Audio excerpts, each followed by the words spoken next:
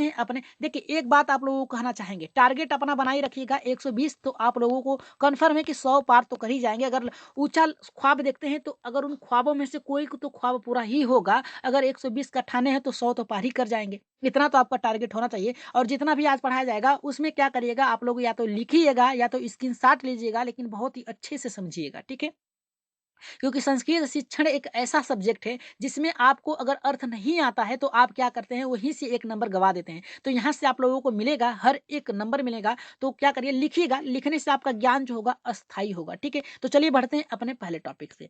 देखिए शेयर कर दीजिएगा अपने-अपने ग्रुपों में, ऐसा नहीं है कि आप लोगों के पास ग्रुप नहीं है। तो ग्रुपों में अपने शेयर कर दीजिए एक बार, और ज़्यादा से ज़्यादा लोगों को जोड़िए, ठीक है? तो बात करेंगे यहाँ पे, पहले टॉपिक डालिए आप लोग, भाषाया शिक्षणम, ठीक है? यानी भाषा का अध्ययन। देखिए भाषा का अध्ययन 2 प्रकार से बालक करता है, याद रखिएगा। भाषा का अध्ययन जो बालक होता है 2 प्रकार से करता है। देखिए दोनों में है, पहला आपका आ जाएगा अनौपचारिक, दूसरा जो आएगा आपका औपचारिक, ठीक है? अब बात करेंगे ये दोनों होते क्या हैं? अनौपचारिक क्या होता है, औपचारिक क्या होता है, ठीक है? देखिए अधिकतर आप लोगों को 2 चीज़ मिलेंगे प्राथमिक स्तर पे। प्राथमिक स्तर पे आप देखेंगे कि बालक स्वतः ही सीखता है या फिर अर्जन के या फिर अधिगम के द्वारा सीखता है। तो आप याद रखिएगा, कक्षा 1 से 3 तक बालक जो होता है स्वतः ही सीख लेता है या फिर अधिगम के माध्यम से सीखता है। इस सब पे डिटेल से बात करेंगे, लेकिन पहले हम जानेंगे कि औपचारिक क्या होता है कि अनौपचारिक क्या होता है। देखिए, अनौपचारिक जो होता है आपका अर्जन होता है, याद रखिएगा। नाम चॉम्स्की महोदय ने कहा है कि भाषा सीखने की जो प्रवृत्ति होती है बालक में जन्मजात होती है, यानी अर्जन करने की जो शक्ति होती है अधिगम को, ठीक है, वो जन्मजात होती है, बालक स्वतः ही सीख लेता है। अब अधिगम का मतलब क्या होता है? अधिगम जो होता है जन्मजात होता है, जो अर्जन होता है ये जन्मजात होता है। बालक जन्म के समय, जब बालक जन्म लेता है, जन्म का मतलब ये नहीं कि बालक पैदा हुआ तभी से सीखना शुरू कर देगा, तभी से सीखना शुरू करेगा, लेकिन जो परिवेशी गतिविधि है वो जब तक परिवेश में नहीं आएगा तब तक नहीं सीखेगा। तो परिवेश में आने के बाद बालक जब तक मृत्यु न हो जाए तब तक कुछ ना कुछ सीखता रहता है। तो हम कह सकते हैं जो अनौपचारिक होता है ये अर्जन होता है, यानी स्वतः ही आप सीख सकते हैं। जैसे अगर इसकी बात कर दिया जाए, हम इसकी बात करें, तो आप जा रहे हैं कहीं पे, ठीक है? कहीं पर आप जा रहे हैं और रास्ते में आपको कुछ चीज़ नज़र आ गई, ठीक है? आपको कपड़ा ही लेना है, आप जा रहे हैं विद्यालय, तो आपके पास टाइम नहीं है, तो आप क्या करेंगे, उस शॉप का नाम याद कर लेंगे। तो स्वतः ही आपको किसी ने दबाव के माध्यम से नहीं कहा कि आप याद कर लीजिए, आपने स्वतः ही सीख लिया, ठीक है? तो ये आपका अर्जन हो गया। और आपका जो अधिगम की बात करें, तो औपचारिक जो होता है आपका अधिगम होता है। अधिगम के अंतर्गत आप उद्दीपक के द्वारा सीखते हैं, ठीक है? उद्दीपक इसमें कौन होगा, जो आपको बताएगा, वो उद्दीपक हो गया। जैसे क्या है कि देखिए, अधिगम जो होता है आप विद्यालय में प्राप्त करते हैं। अधिगम के लिए एक समय निश्चित होता है। कह सकते हैं कि सुबह 9 बजे से जाकर आप 4 बजे तक पढ़ाई करते हैं, ठीक है? ये आपका समय हो गया। फिर इसके बाद स्थान निश्चित होता है। स्थान का मतलब आपका विद्यालय में जाकर ही आप सीखेंगे, ठीक है? इसके बाद आपके लिए एक वस्तु होगी, यानी विषय की बात कर रहा है, यहाँ पे विषय के माध्यम से सीखेंगे। आपको सिखाने वाला एक शिक्षक होगा। तो देखिए अधिगम में आपको हर तरीके से दूसरे पे डिपेंड होना पड़ेगा, लेकिन अर्जन पे आप स्वतः ही सीख सकते हैं। तो आप कह सकते हैं जो अर्जन होता है बिना किसी उद्देश्य के लिए होता है, और अधिगम जो होता है आपका उद्देश्य के लिए होता है। तो इतना आप लोग समझ गए हैं, तो हम चलते हैं आगे बढ़ते हैं, ठीक है? चलिए आगे बढ़ रहे हैं यहाँ पे दूसरे टॉपिक पे। दूसरा हमारा ये है कि संस्कृत भाषाया अर्थम, यानी संस्कृत भाषा का अर्थ क्या है? तो ये भी आप लोगों को जानना बहुत ही ज़रूरी है। तो यहाँ पे बता सकते हैं हम कि संस्कृत जो होती है, इसका अर्थ क्या होता है? भाषा शब्द संस्कृत के भाष धातु अंग प्रत्यय लगने से तथा ताप प्रत्यय अलग कर बना है, ठीक है? यहाँ पे लग कर बना है, ठीक है? लग कर बना है, जिसका अर्थ होता है भास या यहाँ पे व्यक्तयान। अब बात करते हैं कि इसको अगर अलग करते हैं तो किस प्रकार से आपका अलग होगा। तो यहाँ पे धन अंग धन ताप, यानी भास अंग, इसका मतलब ये होता है कि आप कह सकते हैं कि संस्कृत जो होता है ये शब्द से मिलकर बना हुआ है, और जिसका अर्थ क्या होता है, चलिए इसका अर्थ देख लेते हैं थोड़ा सा।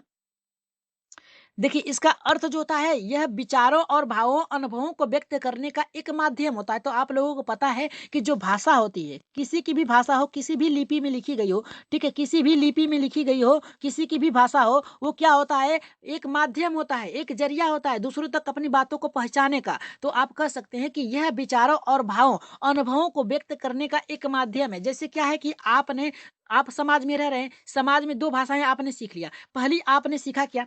पहली आपने सीखा संस्कृत, याद रखिएगा। पहली भाषा आपने सीखा संस्कृत, ठीक है, और दूसरी भाषा आपने सीखी क्या है? हिंदी, ठीक है, हिंदी। तो आप देखिए आपके परिवेश में हिंदी बोली जा रही है। क्या बोली जा रही है? परिवेश में आपकी हिंदी बोली जा रही है और यहीं से आप चले जाएँगे तमिल में चले जाएँगे तो वहाँ पे संस्कृत मिक्स होती है तमिल। याद रखिएगा जो आप जाएँगे हैदराबाद की तरफ जाएँगे, ठीक है, उधर आपको क्या होता है अधिकतर संस्कृत मिक्स, अंग्रेजी mix, Hindi mix, Kannada mix होता है उनका, ठीक है। तो वहाँ पर आपको संस्कृत उपयोग कर दिया जाएगा। इसलिए आप दोनों का क्या कर सकते हैं? प्रयोग कर सकते हैं। यानी अपने माध्यम से रख सकते हैं, व्यक्त कर सकते हैं। यही आपका संस्कृत का अर्थ होता है, अपने भावों विचारों को व्यक्त करने का एक माध्यम होता है, कोई भी भाषा हो, कोई भी ज़रिया हो, ठीक है? तो यहाँ तक आप समझ गए, तो चलिए आगे बढ़ते हैं, ठीक है? एक बार लाइक कर दीजिए सभी लोग, ठीक है? एक बार लाइक कर दीजिए, फिर इसके बाद हम बढ़ेंगे अपने बहुत ही मज़ेदार प्रश्नों पे, टॉपिक्स पे और प्रश्न भी आप लोगों के लिए बहुत ही मज़ेदार रखे गए हैं। कम ही प्रश्न हैं, लेकिन बहुत ही मज़ेदार प्रश्न हैं। तो चलिए बढ़ते हैं अपने यहाँ पे नेक्स्ट टॉपिक्स पे। देखिए नेक्स्ट टॉपिक्स देखिए सभी लोग लिखते चलिएगा, याद रखिएगा लिखेंगे तो आपको याद होगा, अस्थायी होगा। स्क्रीनशॉट लेंगे तो उसको भी आप क्लास खत्म होने के बाद लिख दीजिएगा और क्लास खत्म होने के बाद उसे एक बार रिपीट भी करिएगा, ठीक है? तो हम बात करेंगे भाषा अधिगमे सर्वाधिक महत्व कस अस्ति, यानी भाषा अधिगम सर्वाधिक महत्व है किसके लिए, कब? ठीक है, तो यहाँ पे देखिए सामाजिक संवाद दूसरा कह रहा है कि संभाषणम। तो यहाँ पे अगर बात करें संभाषणम होगा यहाँ पे। तो अगर संवाद इस यहाँ पे सामाजिक संवाद की बात करें तो सामाजिक संवाद क्या होता है? ठीक है, जहाँ पर आप क्या करते हैं याद रखिएगा, जहाँ पर आप 4 लोग मिलकर एक ही विषय पे आप मंथन करते हैं, विचारों पे मंथन करते हैं, वो सामाजिक क्या होता है? सामाजिक संवाद होता है। लेकिन संभाषण की बात अगर कर दिया जाए तो बातचीत वार्तालाप होता है, दोनों का माध्यम एक ही होता है। तो भाषा अधिगम सर्वाधिक महत्तम क्या होगा? अगर ऑप्शन में देखिए, अब यहाँ से आपके ट्रिक बनने चालू हो जाएँगे। अगर आप लोगों को अगर उसमें आप लोगों को ऑप्शन में संभाषण नहीं मिल रहा है, ठीक है? तो आप क्या खोजेंगे? सामाजिक संवाद या फिर वाद-विवाद। क्या खोजेंगे? वाद-विवाद, ठीक है? वाद-विवाद या फिर खोदेंगे आप क्या खोजेंगे? वहाँ पे वार्तालाप। क्या खोजेंगे? वार्तालाप। यही होता है आपका टैगवर्ड, ठीक है? यही आपको ढूँढना होता है। तो यहाँ पे पूछा है कि भाषा अधिगम सर्वाधिक महत्व कस्य है? तो दोनों ही हैं, याद रखिएगा। एक सामाजिक बात, सामाजिक आपका परिवेश में संभाषण आपके परिवार में भी हो सकता है, आपके विद्यालय में भी हो सकता है, लेकिन सामाजिक पे आप जो बात करेंगे, ये समाज से बालक अपने मित्रों के साथ, अपने सहयोगियों के साथ, अपने समवयस्कों के साथ, अपने वयस्कों के साथ क्या कर सकता है? बात कर सकता है। यहाँ पे बात करेंगे हम कि अगर इनमें से आपको ढूँढना हो, अगर ये दोनों ना हो, तो आपको क्या ढूँढना है? यहाँ पे वार्तालाप ढूँढना है, याद रखिएगा वार्तालाप होता है, संभाषण में होता है बातचीत या फिर वार्तालाप, याद रखिएगा। ये आपको ढूँढना है, अगर सामाजिक वाद नहीं मिल रहा है, तो आपको क्या ढूँढना है? यहाँ पे आमोद-प्रमोद, ठीक है? आमोद-प्रमोद में से होता है बातचीत, ठीक है? ये आपको ढूँढना है। तो यहाँ से आप लोग सीख सकते हैं कि भाषा अधिगम में सर्वाधिक महत्व क्या है? तो सामाजिक वाद-विवाद है और संभाषण है, ठीक है? तो यहाँ पे याद रखिएगा ये संभाषण होगा, संभाषण नहीं होगा, संभाषण होगा, ठीक है? आगे बढ़ रहे हैं, एक बार लाइक कर दीजिए जितने लोग हैं, ठीक है? प्रश्न भी आप लोगों के लिए रखे गए हैं। तो बात करेंगे भाषा प्राथमिक रूपम अस्ति, यानी भाषा का प्राथमिक रूप है, क्या है? देखिए, भाषा के जो प्राथमिक रूप होता है, ये 2 होते हैं। क्या होता है? एक मातृभाषा होता है, एक सांकेतिक भाषा होता है, ठीक है? सांकेतिक भाषा का प्रयोग कहाँ होता है और मातृभाषा का प्रयोग कहाँ होता है? यहाँ पे देखिए अगर बात करें महात्मा गांधी ने कहा है, क्या कहा है? गांधी जी ने कहा क्या कहा है? एक बार जान लीजिए। गांधी जी ने कहा है कि प्राथमिक स्तर पे बालक की जो भाषा होनी चाहिए, बालक को जो सिखाने का क्रम होना चाहिए, वो कैसी होनी चाहिए? मातृभाषा में होनी चाहिए। बालक की जो सिखाने की गति होती है, जो सीखने का क्रम होता है, उसे मातृभाषा में रखना चाहिए। और किसने कहा है? तो महात्मा गांधी ने कहा, याद रखिएगा, महात्मा गांधी ने कहा है। लेकिन यहाँ पे पूछा है कि प्राथमिक स्तर पर यहाँ पे भाषा प्राथमिक रूपम क्या है? यानी भाषा का प्राथमिक रूप क्या होता है? देखिए, अगर बात करें प्राथमिक रूप, तो पहले आपकी चलेगी सांकेतिक भाषा, फिर इसके बाद चलेगी यहाँ पे मातृभाषा। सांकेतिक भाषा किस प्रकार से चलेगी एक बार जान लीजिए। जब बालक 0 से 2 वर्ष होता है, इंद्रियों का प्रयोग करता है। क्या करता है? इंद्रियों का प्रयोग करता है। तो उसमें बालक क्या करता है? हाथ, पैर, नाक का प्रयोग करता है। यानी आप कह सकते हैं संकेतों का प्रयोग करता है। ठीक है? ठीक है? याद रखिएगा शिशुअवस्था में बालक क्या करता है? संकेतों का प्रयोग करता है। लेकिन एक बात और है, संकेतों का प्रयोग आप वहाँ पर भी करा सकते हैं जिसे सुनाई ना देता हो। सुनाई न देने वाले बालकों को आप यहाँ पे क्या कर सकते हैं? ब्रेन लिपि का प्रयोग करके सांकेतिक भाषा का प्रयोग कर सकते हैं। अगर पूछ दिया जाए कि संकेत यहाँ पे ब्रेन लिपि में कितनी बिंदु होते हैं, तो याद रखिएगा कितनी होती हैं? यहाँ पे 6 बिंदु होते हैं, याद रखिएगा 6 बिंदु होते हैं। तो यहाँ पे सांकेतिक भाषा यानी संकेतों के माध्यम से आप बता सकते हैं। अगर संकेत के माध्यम से लिखने की बात कर दिया जाए कि सांकेतिक भाषा कौन-कौन सी है, लिख कर बताइए आप, तो कह सकते हैं सांकेतिक भाषा ये भी हो सकती है।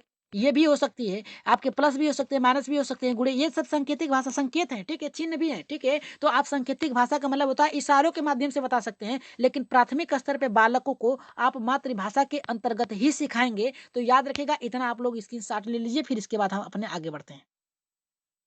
अब देखिए यहाँ पे क्या होता है, यहाँ से आपके प्रश्न किस प्रकार से बनते हैं कि भाषा विकास का माध्यम कौन-कौन सा हो सकता है, ठीक है? किस प्रकार से भाषा विकास का प्रयोग आप करा सकते हैं बालकों में। तो यहाँ पे देखिए भाषा विकास अभिव्यक्त्यात्मक होता है, यानी अभिव्यक्ति का मतलब होता है बालक की अभिव्यक्ति, उसके भाव। अभिव्यक्ति मीन्स होता है भाव। भावों विचारों को क्या करना है? माध्यम माध्यम के रूप में क्या करना है? उसे उसे रूप में क्या करना है? उसके भावों विचारों को क्या करना है? रखना है, उसके भाव विचारों को सुनना है। फिर इसके बाद क्या करना है? उसके प्रश्नों को, कुतूहल को क्या करना है? शांत करना है। फिर इसके बाद देखिए हमारा क्या कर रहा है दूसरा, कि भाषा प्रयोग, ठीक है? भाषा प्रयोग बालक कितनी सहजता से करता है, ये भाषा विकास आपके व्याकरण नियम पर आधारित होता है कि आप कितने अच्छे से बालक को करा सकते हैं। लेकिन यहाँ पे जो बालक का अगर ऑप्शन में आप लोगों को व्याकरण कहीं भी दे रहा है तो उसे नेगेटिव मानिएगा, क्योंकि व्याकरण का प्रयोग आप उच्च कक्षाओं पे करेंगे। याद रखिएगा, प्राथमिक स्तर पे आप नहीं करेंगे। प्राथमिक स्तर पे वाद विवाद, रुचिपूर्ण ऐसे शब्दों का प्रयोग करेंगे। तो यहाँ पे हो गया भाषा विकास, भाषा का प्रयोग हो गया कि इस बालक कितने सहजता पूर्वक अपने भाषा का प्रयोग कर रहा है, ठीक है? अब बात करेंगे अवसर। ये आपका ट्रिक है, इतना आप खोजेंगे, ठीक है? अगर ऑप्शन में आपको दे दिया है कि भाषा विकास बालकों में किस प्रकार से किया जा सकता है, तो याद रखिएगा अभिव्यक्ति के माध्यम से, उनके जो खुद की भाव विचार हैं उसके माध्यम से कर सकते हैं, उनको अवसर दे सकते हैं।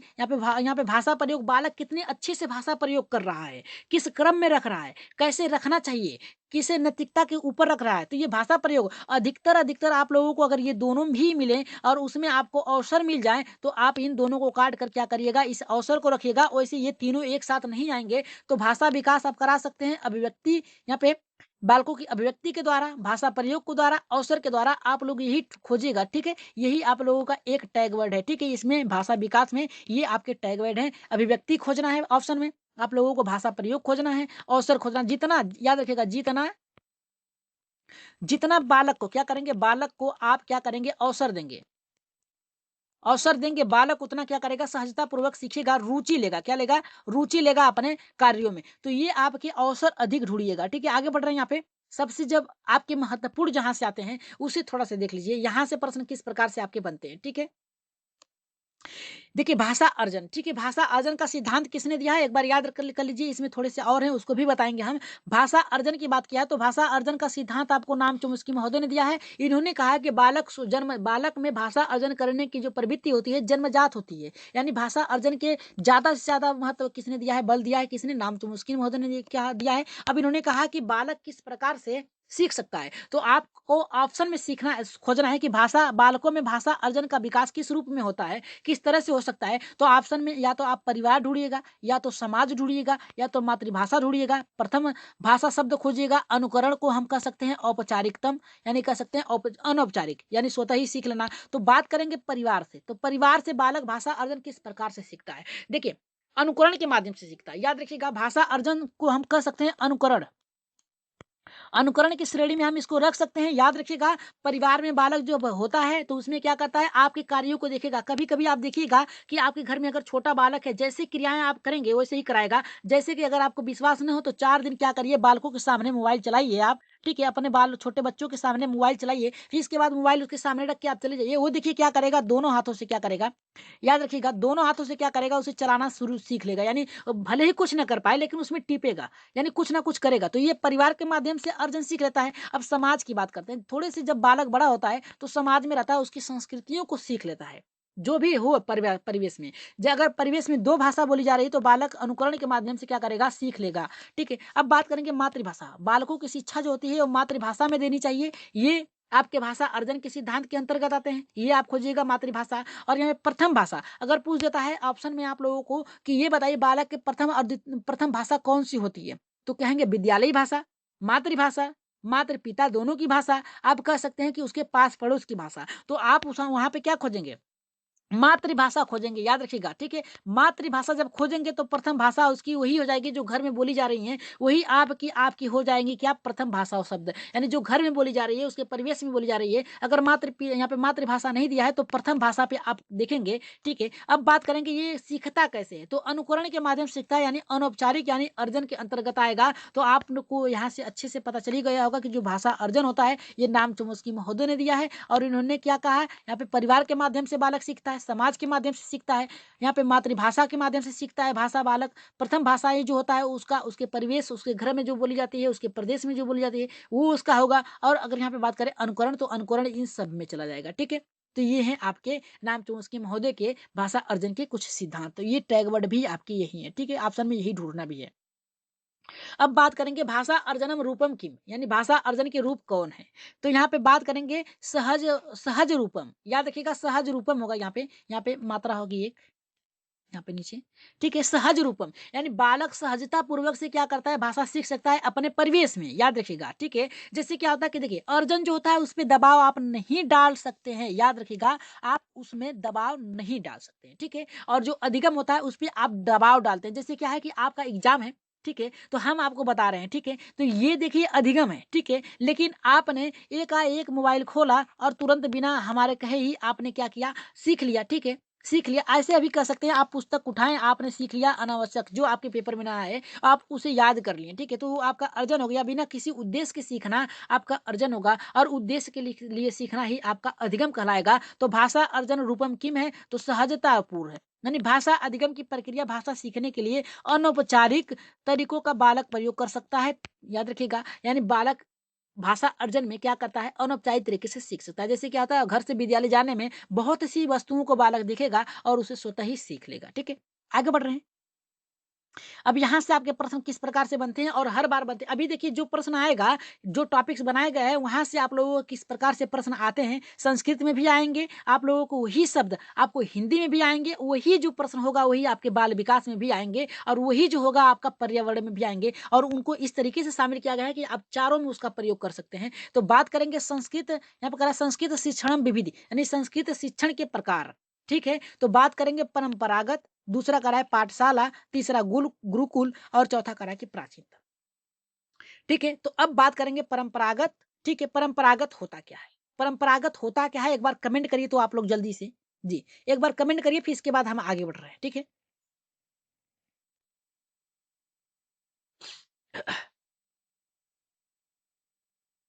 जी, कमेंट करिए, सभी लोग कमेंट करिए एक बार, फिर इसके बाद हम आगे बढ़ रहे हैं। देखिए हम बता रहे हैं इसका परंपरागत मीन्स क्या होता है कि जो पीढ़ी दर पीढ़ी चली आए, ठीक है? पीढ़ी दर पीढ़ी चली आती है या फिर कह सकते हैं आपके दादा, आपके परदादा, आपके पापा जो नियम आप फॉलो करते हैं, ठीक है? उसको ही आप भी फॉलो करें। जैसे क्या होता है गुरुकुल, ये सब शिक्षण विधियाँ जो प्रकार हैं, ये देखिए परंपरागत हो गए, यानी पहले की शिक्षा। फिर इसके बाद पाठशाला, पाठशाला को आप विद्यालय में रख सकते हैं, जो विद्यालय में आप सीख रहे हैं। याद रखिएगा जो विद्यालय में आप सीख रहे हैं, ये आपका अधिगम के अंतर्गत आएगा, पाठशाला के अंतर्गत आएगा, लेकिन पाठशाला में 2 होते हैं। क्या होता है? एक आपका होता है गुरुकुल। गुरुकुल शिक्षण में क्या होती थी? गुरुकुल शिक्षण जो पद्धति थी, इसमें आप कह सकते हैं कि इसमें शिक्षक ही क्या होता था, केंद्र बिंदु होता था और आपको जो कहता था, आप उसे क्या करते थे, रटते थे। रटते थे और इसकी एक विशेषता ये थी कि इसमें आपका ज्ञान अस्थायी होता था। किस प्रकार से अस्थायी होता था कि आज जो आपको पढ़ाया गया है, याद रखिएगा, आज जो पढ़ाया गया है, सुबह उसको क्या करना था, कंठस्थ करना था। कंठस्थ करना था और आपको जब तक वो शब्द याद न हो जाए तब तक आगे नहीं बढ़ा जाता था यहाँ पे शिक्षकों के द्वारा, ठीक है? तो ये आपकी गुरुकुल होगी और प्राचीनतम भाषा जो होगी, जो आपकी चली आ रही है वही होगी, यानी जो पहले की शिक्षा थी वही आपकी आ रही है, पीढ़ी दर पीढ़ी आ रही है, यही आपकी संस्कृतम शिक्षण प्रकार होंगे। यानी आप कह सकते हैं संस्कृति में होता है आपका पुरातन, यानी आपकी जो संस्कृति है उससे, और उसके प्रकार क्या थे, परंपरागत थे, पाठशाला थे, गुरुकुल थे और प्राचीनतम। ये सभी आपके जाएँगे, किससे जाएँगे? राज यहाँ पे आप कह सकते हैं कि राजतंत्रात्मक शिक्षण प्रणाली से कह सकते हैं। किससे कह सकते हैं? राजतंत्रात्मक शिक्षण प्रणाली से आप कह सकते हैं, इसे रख सकते हैं, ठीक है? तो चलिए आगे बढ़ते हैं। अब जहाँ से आपके प्रश्न बनते हैं, वहाँ पर भी अब एक नज़र डाल लेते हैं, क्योंकि यहाँ से भी आपके प्रश्न बनते हैं, कई बार बनते हैं, ठीक है? तो चलिए देख लेते हैं यहाँ पे आपके प्रश्न इस यहाँ से कैसे बनते हैं।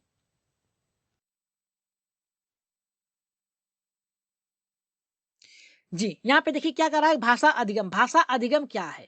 भाषा अधिगम आपका औपचारिक है, मानक है, विद्यालय पे आधारित है। तो हमने अर्जन पे आप बात कर लिया, अब बात करेंगे भाषा अधिगम पे, ठीक है? तो भाषा अधिगम, ठीक है? अधिगम क्या होता है? अधिगम मीन्स होता है आपका सीखना। सबसे पहली बात तो ये है कि अधिगम होता क्या है? तो अधिगम में से आपका क्या होता है? याद रखिएगा, सीखना होता है। सीखना होता है, ठीक है? अधिगम मीन्स होता है सीखना। अब बात करेंगे औपचारिक भाषायाः, यानी औपचारिकतम भाषायाः कौन-सा होता है? तो जो क्या होता है कि जिसमें याद रखिएगा, जिसमें स्थान निश्चित हो, आपका समय निश्चित हो, याद रखिएगा, पाठ्यक्रम निश्चित हो, समय निश्चित हो, आपकी वस्तु निश्चित हो, शिक्षक निश्चित हो, यानी आपका उद्दीपक निश्चित हो, ये आपका औपचारिक, यानी देखिए आप कह सकते हैं कि किसी उद्देश्य के लिए प्राप्त किया गया ज्ञान, ठीक है, औपचारिक होगा। याद रखिएगा, किसी उद्देश्य के लिए, किसी उद्देश्य के लिए सीखा गया ज्ञान क्या होता है? आपका औपचारिक होता है। अब मानक भाषा क्या होती है? ठीक है, देखिए आपको कभी-कभी फँसा देता है कि मानक भाषा होती क्या है? ठीक है, मानक भाषा आपकी क्या होती है? ठीक है, मानक भाषा देखिए, औपचारिक जो भाषा होती है, जो दूसरे के द्वारा संख्या यहाँ पे सिखाया जाता है, कह सकते हैं जैसे शिक्षक, ठीक है? अब मानक की बात करते हैं, तो मानक भाषा में जो होती है, याद रखिएगा, परिवेश में बोली जाने वाली भाषा को मानक भाषा कहते हैं, ठीक है? याद रखिएगा, मानक भाषा परिवार में बोली जाती है, आपके परिवेश में बोली जाती है, आपके राज्य में बोली जाती है, ठीक है? आपके देश में बोली जाती है। ये आपकी मानक भाषा है। सीधे-सीधे कह सकते हैं कि वो भाषा जिसमें आप सहजतापूर्वक अपने बातों को रख सकते हैं, उसे क्या कहा जाता है? मानक भाषा कहा जाता है। क्या कहा जाता है? मानक भाषा कहा जाता है। अब बात करेंगे विद्यालय।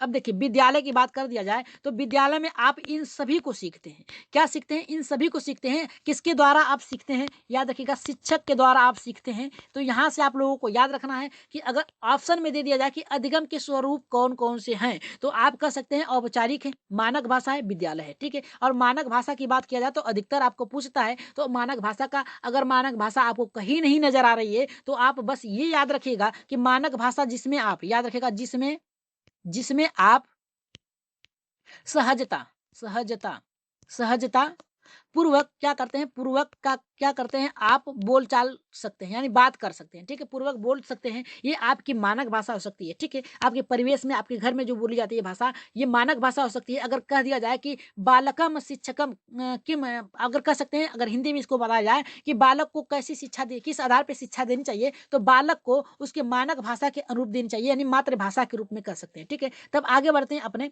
नेक्स्ट टॉपिक्स पे। यहाँ से इसके बाद एक टॉपिक्स और आपके हैं, फिर इसके बाद हम बढ़ेंगे अपने प्रश्नों पे, ठीक है? तो बात करेंगे भाषा अधिगम स्वरूपम। तो भाषा अधिगम का स्वरूप क्या है? तो याद रखिएगा, प्रयासपूर्ण है। हमने सीधे कह दिया कि आपको सीखना है। प्रयासपूर्ण का मतलब क्या होता है कि जब बालक क्या करता है? जब बालक कहाँ जाता है? विद्यालय में जाता है। विद्यालय में जाता है, विद्यालय में जाने के बाद क्या करता है? पाठ्यक्रम के द्वारा, फिर इसके बाद क्या करता है? शिक्षक के द्वारा वो सीखता है, ठीक है? तो ये प्रयासपूर्ण करता है, क्या करता है? इन सभी के द्वारा विद्यालय में जाएगा, पाठ्यक्रम को खोलेगा, शिक्षक के द्वारा सीखेगा, तो ये प्रयास, आपने प्रयास किया। जैसे क्या है कि अभी देखिए, आप लोगों को एक उदाहरण बहुत ही अच्छे दे रहे हैं हम, कि जैसे ही आपका एग्ज़ाम 31 तारीख को है, याद रखिएगा 31 जनवरी को है। 31 जनवरी को होए, ठीक है? तो आप क्या, आपका टारगेट क्या है कि आप एक 20 प्लस करना चाहेंगे ना, तो आप क्या करेंगे? अधिक से अधिक, क्या करेंगे? अधिक से अधिक क्या करेंगे? सीखने का प्रयास करेंगे। क्या करेंगे? सीखने का प्रयास करेंगे, क्या करेंगे? प्रयास करेंगे। तो ये आपका क्या हुआ? प्रयासपूर्ण हुआ, ठीक है? यानी किसी के लिए आप सीख रहे हैं, प्रयासपूर्ण अधिगम के स्वरूप आएगा, ठीक है? आगे बढ़ रहे हैं यहाँ पे। अगले जो जहाँ से आपके प्रश्न बनते हैं चारों में सब्जेक्ट, चारों सब्जेक्ट में आपके यहीं से प्रश्न बनेंगे। राजतंत्रात्मकम, राजतंत्रात्मक, लोकतंत्रात्मक, हस्तक्षेप रहित, और यहाँ पे कह रहा है कि सृजनात्मकता। यहाँ से आपके प्रश्न बनेंगे। श्योर है कि आप लोगों को 1 नंबर मिलेंगे, और एक-एक नंबर आप लोगों को 4 नंबर दे के जाएँगे। कहाँ दे के जाएँगे? याद रखिएगा, चारों सब्जेक्ट में दिए जाएँगे, 1, 2, 3, 4, चारों में आपको देके जाएँगे, यानी हिंदी, संस्कृत, और आप ईवीएस, और यहाँ पे आप कह सकते हैं कि बाल विकास सीडीपी, सब में आपको 1 नंबर ये देके जाएँगे, चाहे जैसे दे जाएँगे, याद रखिएगा। चलिए बात करते हैं शिक्षण विधियाँ। शिक्षण विधियाँ देखिए, सर्वप्रथम देखिए, शिक्षण विधियाँ जो होती है देश, काल, वातावरण के अनुसार बदलती रहती हैं, याद रखिएगा, ठीक है? शिक्षण विधियाँ जो होती हैं देश, काल, वातावरण, ठीक है, वातावरण के कारण बदलती रहती हैं। देखिए पहले क्या थी? राजतंत्रात्मक शिक्षण प्रणाली। राजतंत्रात्मक शिक्षण प्रणाली को आप क्या कह सकते हैं? गुरुकुल। याद रखिएगा, क्या कह सकते हैं आप?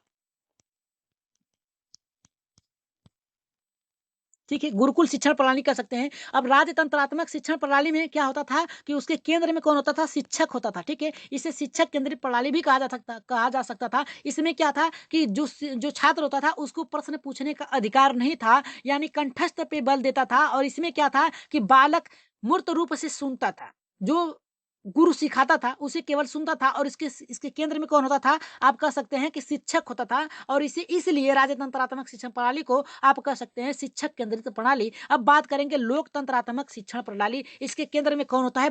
यहाँ पे बालक होता है और जो इस समय चल रही है, जो इस समय प्रेजेंट में आप चल रहे हैं, बात करें 2021 की, ठीक है? 2021, ठीक है? यानी 20वीं, 21वीं, 19वीं शताब्दी, ठीक है? आप कह सकते हैं यहाँ पे लोकतंत्रात्मक शिक्षण प्रणाली चल रही है। याद रखिएगा लोकतंत्रात्मक शिक्षण प्रणाली के केंद्र में कौन होता है? तो हम कह सकते हैं लोकतंत्रात्मक शिक्षण प्रणाली के केंद्र में बालक होता है। बालक कैसा होता है? स्वतंत्र होता है। याद रखिएगा स्वतंत्र होता है अपने बातों को रखने के लिए। ये प्रश्न पूछ सकता है, शिक्षक भी प्रश्न पूछता है, दोनों परस्पर अंतःक्रिया के माध्यम से सीख सकते हैं। याद रखिएगा, ठीक है? इसमें इसमें क्या होता है कि इसका मूल्य कैसा होता है? व्यवहारिक होता है, ठीक है? और इसमें जो होता है यहाँ पे जो होता है राजतंत्रात्मक तानाशाही होता है इसका मूल्य, ठीक है? इसका याद रखिएगा, इसका तानाशाही होता है, तानाशाही होता है।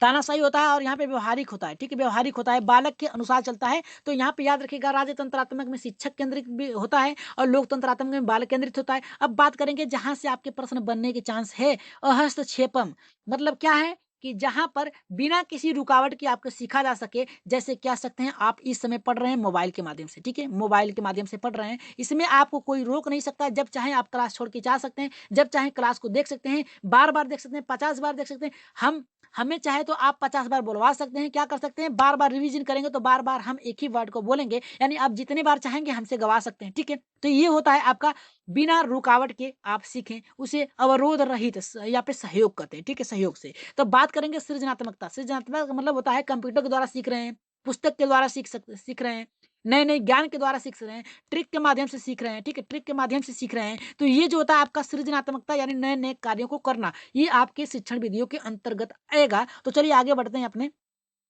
2 ठो और रह गया, फिर इसके बाद हम क्या करेंगे अपने टॉपिक्स पे आगे बढ़ेंगे जहाँ से प्रश्न आपके बनते हैं, ठीक है?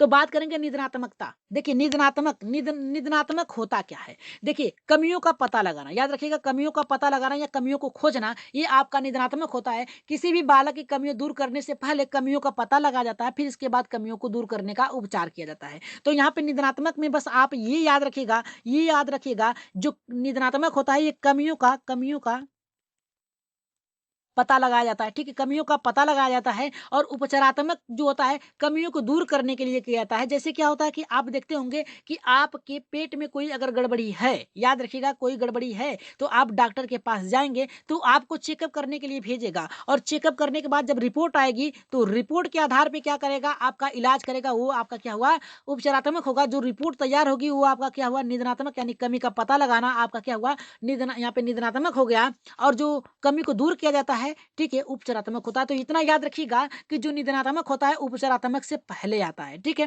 चलिए आगे बढ़ते हैं अपने नेक्स्ट टॉपिक्स पे जहां से प्रश्न बनने की संभावना है। सभी पे प्रश्न बनेंगे और लास्ट में एक और टॉपिक्स रह गया, फिर इसके बाद हम अपने प्रश्नों पे आगे बढ़ेंगे, ठीक है? बात करेंगे यहाँ पे संस्कृत शिक्षण के उद्देश्य, ठीक है? संस्कृत शिक्षण के उद्देश्य क्या है? संस्कृतम शिक्षणम उद्देश्य किम, यानी संस्कृत शिक्षण के उद्देश्य क्या है? तो संस्कृत शिक्षण के उद्देश्य जो होते हैं आपके ज्ञानात्मक लक्ष्य, यानी ज्ञानात्मक लक्ष्य को प्राप्त करना ही आपका क्या होता है? संस्कृत शिक्षण का उद्देश्य। देखिए कोई भी शिक्षण हो, याद रखिएगा कोई भी शिक्षण हो, ठीक है? कोई भी शिक्षण हो, वो उसका मूल्य कैसा होता है? आपको ज्ञान प्राप्त कराना होता है, ठीक है? उसका उद्देश्य क्या होता है? ज्ञान प्राप्त कराना होता है, ठीक है? तो संस्कृत शिक्षण का उद्देश्य जो होता है ज्ञानात्मक लक्ष्य को प्राप्त करना होता है। अब इसके अंतर्गत 2 आते हैं, ठीक है? इसके अंतर्गत 2 आते हैं, ज्ञानात्मक पक्ष के अंतर्गत लक्ष्य के अंतर्गत 2 आते हैं। पहला कौशलात्मक लक्ष्यम, दूसरा रसनात्मक लक्ष्यम। अब कौशलात्मक क्या आएगा? भाषाया दक्षता पूर्व ज्ञान। जब कौशलात्मक आप लक्ष्य का प्रयोग करेंगे बालक का तो बालक के पूर्व ज्ञान को जानने का प्रयास करेंगे पहले, ठीक है? आप लोगों को वॉइस में थोड़ा-सा डिफरेंट नज़र आ रहा होगा क्योंकि जो माइक है टूट गई है 2 दिन पहले ही, तो आप लोगों को ऐसी आवाज़ नज़र आ रहे होंगे, तो उसमें आप लोग बस क्या करिए, ध्यान से पढ़िएगा बस, क्या बता रहे हैं बस उस पे, ठीक है? क्योंकि टूट गई हमारी, ठीक है? बस यही करना है। तो चलिए बढ़ते हैं यहाँ पे कौशलात्मक पे। तो कौशलात्मक लक्ष्य जो होता है, याद रखिएगा, कौशलात्मक लक्ष्य जो होता है, इसमें बालक के पूर्व ज्ञान को जाना जाता है, ठीक है? उसकी भाषा, उसकी योग्यता, उसकी रुचि को जाना जाता है, ठीक है? लेकिन रसनात्मक यहाँ पे रस यहाँ पे कह रहा है रसात्मक लक्ष्यम किम, ठीक है? यानी इसका क्या है, रचनात्मक लक्ष्य क्या है? तो पहला आप कह सकते हैं लय में पढ़ना, ताल के साथ पढ़ना, आनंद की अनुभूति करना, ये आपका रसनात्मक रसात्मक में आ जाएगा, ठीक है? तो यहाँ पे आप जान सकते हैं कि यहाँ पे शिक्षण यानी संस्कृत शिक्षण के उद्देश्य क्या है? संस्कृत शिक्षण का उद्देश्य जो होता है ज्ञानात्मक का प्राप्ति करना बालकों में, ठीक है? यहाँ इसके 2 अंग होते हैं, पहला होता है आपका कौशलात्मक, दूसरा होता है रचनात्मक, ठीक है? आगे बढ़ रहे हैं यहाँ पे। अपने प्रश्नों पे अगर प्रश्न करने के लिए आप लोग तैयार हैं तो एक बार जल्दी से यस कर दीजिए, क्योंकि यहाँ से प्रश्न आप लोगों के बहुत ही अच्छे तरीके से करना है, ठीक है? जल्दी से एक बार यस करिए, और जो लोग नए हैं अभी तक सब्सक्राइब नहीं किया हमारे चैनल को, तो जल्दी से क्या करिए, सब्सक्राइब कर लीजिए सभी लोग, ठीक है? सब्सक्राइब करने के साथ साथ बेल आइकन का बटन भी दबा लें, ताकि लाइव आने पर आप लोगों के पास नोटिफिकेशन आ जाए। तो एक बार शेयर कर दीजिए, एक बार फिर आप लोगों से निवेदन है कि एक बार अपने ग्रुपों में शेयर कर दीजिए, ठीक है? बस यही निवेदन है आप लोगों से। तो एक बार इस प्रश्न को पढ़िए, तब तक थोड़ा सा पानी पी लें हम, और आप लोग प्रश्न को पढ़िए, उत्तर दीजिए जल्दी से।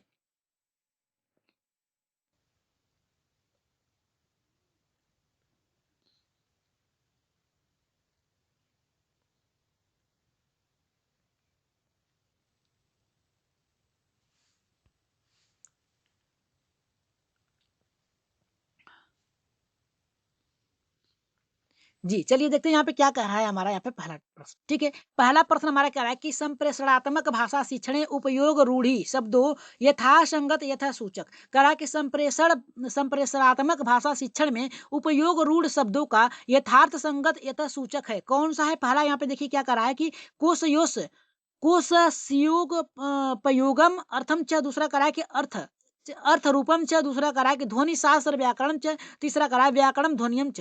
तो इसका राइट आंसर पहले यहाँ पे क्या जाएगा, पहले का जी, पहले का राइट आंसर क्या जाएगा? आपने ऊपर ही पढ़ा है, ठीक है? लय ताल में पढ़ना है, जस्ट ऊपर ही पढ़ा है आपका रचनात्मक में। तो इसका राइट आंसर यहाँ पे क्या जाएगा, ठीक है? तो इसका राइट आंसर क्या जाएगा हमारा यहाँ पे, देखिए इसका राइट आंसर जाएगा किसके साथ जाएगा, यहाँ पे तीसरे के साथ जाएगा। देखिए इसने कहा क्या था कि संप्रेषणात्मक भाषा शिक्षण में उपयोग रूढ़ि शब्द ध्वनि शास्त्र व्याकरण को सूचित करता है। याद रखिएगा किसको करता है यहाँ पे, ध्वनि शास्त्र को यहाँ पे करता है। संप्रेषण मिस होता है, आप याद रखिएगा, ऐसे ही पकड़ सकते हैं। संप्रेषण मिस होता है क्या है, संप्रेषण मिस होता है भेजना। क्या होता है? भेजना। जब भेजेंगे तो किसी चीज का तो आप सहारा लेंगे, बोलने का ही सहारा लेंगे ना। तो जब बोलेंगे तो उसे क्या कर सकते हैं, ध्वनि शास्त्र कर सकते हैं। ध्वनि निकलेगी आपके मुख से तो उसे क्या कहते हैं, यहाँ पे ध्वनि शास्त्र व्याकरण कर सकते हैं, ठीक है? व्याकरण के अभ्यास द्वारा क्या कर सकते हैं, संस्कृत पढ़ाई जा सकती है, ठीक है? ध्वनि शास्त्र का ज्ञान कराया जा सकता है। ये दोनों रूढ़ शब्द संप्रेषणात्मक भाषा शिक्षण के लिए उपयोगी होते हैं, ठीक है? तो चलिए आगे बढ़ते हैं यहाँ पे अपने दूसरे प्रश्न पे। ज्यादा प्रश्न नहीं है, बस आप लोगों को कॉन्सेंट्रेट बनाए रखना है और अच्छे से प्रश्न को पढ़ के उत्तर देना है सभी लोगों को। और एक बार फिर कहेंगे कि लाइक कर दीजिए, कम से कम अपने संख्या के बराबर ही लाइक कर दीजिए सभी लोग, ठीक है? बात करेंगे यहाँ पे दूसरे प्रश्न से, भाषा शिक्षण नियंत्रण नाम, यानी भाषा शिक्षण के नियंत्रण का नाम क्या है? तो यहाँ पे देखिए क्या करा है जी, बताइए भाषा शिक्षण में नियंत्रण का नाम क्या है? तो पहला करा है लक्ष्य भाषाया निर्गम लोप उपयोग, दूसरा करा है कि परिवीक्षित भाषा शिक्षणम, और यहाँ पे तीसरा करा है कि उपाध्यानी नियंत्रित भाषा शिक्षणम, और चौथा करा है यथार्थम निर्धारयुक्तम व्याकरण उपयोग। तो राइट आंसर इसका क्या जाएगा? जल्दी से कमेंट कर दीजिए सभी लोग, ठीक है? कह रहा है कि भाषा शिक्षण में नियंत्रण नियंत्रण का नाम क्या है? ठीक है, किस प्रकार है? तो बता सकते हैं आप, जल्दी से बताइए इसका। जी, इसका राइट आंसर क्या जाएगा? जल्दी से बताइए। इसका पहला होगा, दूसरा होगा, तीसरा होगा, चौथा होगा। लक्ष्य भाषा की बात किया है, परिवीक्षित की बात किया है, ठीक है? भाषा शिक्षण की बात किया है, यहाँ पे कह रहा है उपाध्याय नियंत्रित की बात कर रहा है, और यहाँ पे कह रहा है यथार्थ निर्धारित व्याकरण उपयोगी, यानी कह रहा है कि भाषा शिक्षण के नियंत्रण को किस प्रकार से आप सही कर सकते हैं। आपको पता है कि भाषा शिक्षण को नियंत्रित करने के लिए, यानी आपकी जो टूटी-फूटी भाषा है, याद रखिएगा, उसे नियंत्रित करने के लिए आप किसका प्रयोग करते हैं? व्याकरण का प्रयोग करते हैं। किसका प्रयोग करते हैं? व्याकरण की प्रयोग करते हैं। तो देखिए इसमें व्याकरण कहाँ पे दिया है? जी, यहाँ पे सीधे-सीधे नज़र आ रहा है आपका किसके चौथे के साथ जाएगा, यथार्थ निर्धारयितुम व्याकरण से उपयोगम, यानी व्याकरण का उपयोग करके आप क्या करते हैं, भाषा शिक्षण को नियंत्रित कर सकते हैं, ठीक है? तो चलिए आगे बढ़ते हैं अपने दूसरे प्रश्न पे। एकदम राइट आंसर आप लोग देते चलिएगा सभी लोग, ठीक है? ये संस्कृत ऐसा है कि जल्दी किसी को समझ नहीं आता, जिसको आ जाता है ना, तो वो क्या करता है, बस देख कर उड़ाते रहता है, ठीक है? तो चलिए आप लोग भी उड़ाइए इन प्रश्नों को, ठीक है? चलिए देखते हैं यहाँ पे तीसरा प्रश्न क्या कर रहा है। यहाँ पे कह रहा है कि शिक्षा समृद्ध मूलभूत अधिकार संविधानस्य नेन परिष्करण का कार्यान्वित कृत। यहाँ पे देखिए क्या कहा है यहाँ पे कि यहाँ पे शिक्षा संबंध यानी शिक्षा से संबंध मूलभूत अधिकार संविधानस्य संविधान के यहाँ पे कह रहा है परिकिच्छत कार्यान्तिकृत, यानी कह रहा है हमारा यहाँ पे कि यहाँ पे शिक्षा से संबंधित मूलभूत अधिकार संविधान के किस यहाँ पे कह रहा है किस कर्तव्य से आया है। तो पहला यहाँ पे कह रहा है देखिए यहाँ पे कि संविधानस्य यहाँ पे कह रहा है व्यसितेस मेन परिष्करण, और यहाँ पे दूसरा कह रहा है कि संविधानस्य खड़ खड़सीतिमेष परिष्करण, और यहाँ पे तीसरा कह रहा है कि संविधानस्य त्रिन त्रिनवन त्रिन त्रिनवनित्यंत परिष्कृत, और यहाँ पे चौथा कह रहा है संविधानस्य खड़वत तीनेश परिष्कृत। तो इसका राइट आंसर यहाँ पे क्या जाएगा। यहाँ पे कहा है जल्दी से इसका कमेंट करिए जल्दी से कि संविधान यहाँ पे शिक्षा संबंध जो है मूलभूत अधिकार संविधान के किस संशोधन से लिया गया है। तो इसका राइट आंसर क्या जाएगा, पहला जाएगा, दूसरा जाएगा, तीसरा, चौथा। देखिए इसका राइट आंसर जो जाएगा हमारा यहाँ पे बता दें आप लोगों को कि दूसरे के साथ जाएगा। यहाँ पे दूसरे के खड़ सितेश, मतलब खड़ सितेश का मतलब क्या है, यहाँ पे खड़ मिस होता है, खड़ यहाँ पे खड सीतेश मतलब 93 यानी कि इससे 93 संशोधन से। ठीक है, तो इसका राइट आंसर किसके साथ जाएगा, यहाँ पे हमारा जाएगा दूसरे के साथ जाएगा। देखिए क्या शिक्षा में संबंधित मूलभूत अधिकार संविधान के 93 संविधान संशोधन के स्वीकृत किया गया था, अर्थात 93 संशोधन में शिक्षा को मूलभूत अधिकार के अंतर्गत रखा गया था। ठीक है, तो इसका राइट आंसर यहाँ पे जाएगा किसके साथ जाएगा, दूसरे के साथ जाएगा। आगे बढ़ रहे हैं यहाँ पे हम चौथे प्रश्न पे। ये देखिए आप लोगों को टैग लगा है सी टेट का। ठीक है, सी टेट का टैग लगा है क्योंकि ये देखिए प्रश्न कई बार रिपीट हुए हैं, 3 बार रिपीट हुए हैं, याद रखिएगा, इसलिए इसे रखा है। जितने प्रश्न रिपीट हुए हैं बार बार 3 से 4 बार, उसे क्या है रखा गया है ऐसे ही लोगों के साथ। तो आप लोग बहुत ही अच्छे तरीके से ऐसे प्रश्नों को पढ़ लीजिएगा। ठीक है, तो बात करेंगे यहाँ पे उच्च प्राथमिक स्तर पाठन कौशल परिक्षेतुम उत्तम उपाय। ठीक है, कह रहा है यहाँ पे देखिए क्या कह रहा है कि जी, उच्च प्राथमिक स्तर पे पाठन कौशल के यहाँ पे करा है कि परीक्षण परीक्षण का सबसे उत्तम उपाय है क्या है। तो यहाँ पे देखिए क्या करा है कि उच्च उच्च प्राथमिक स्तर यानी प्राथमिक स्तर पे पठन कौशल यानी पढ़ने के कौशल को परिक्षेतम यानी कह रहा है हमारा यहाँ पे कि परिक्षेतम यानी परीक्षण का उत्तम उपाय क्या है, यानी प्राथमिक स्तर पर पठन कौशल के परीक्षण का उत्तम उपाय क्या है। तो पहला यहाँ पे देखिए क्या कह रहा है कि यहाँ पे कह रहा है कि निगदित पाठ्य पुस्तक को उपयोग, दूसरा करा है कि कठिनतम पाठ्य अनुच्छेदनाम उपयोग है, और यहाँ पे तीसरा करा है कि उचित कंठास्थीकरणम अदृष्ट अदिष्ट पूर्वारणम अनुच्छेदनाम उपयोग, और यहाँ पे चौथा करा है कि अभिजात काव्यानाम संग्रह उपयोग। तो इसका राइट आंसर क्या जाएगा,